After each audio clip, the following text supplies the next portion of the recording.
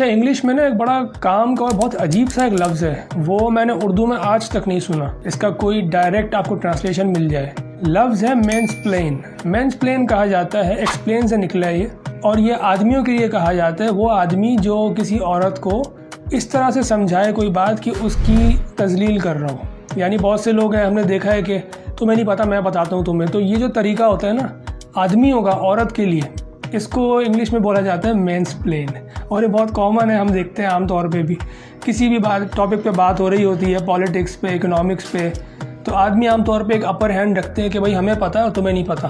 तो इसके लिए, इस तरह समझाने के लिए इंग्लिश में जो लफ्ज़ है वो है मेंसप्लेन। तो चलें कुछ एग्जाम्पल्स देखते हैं कि अंग्रेज़ इसको किस तरह इस्तेमाल करते हैं। Do you have a PhD in mansplaining? Just what I was missing, more mansplaining.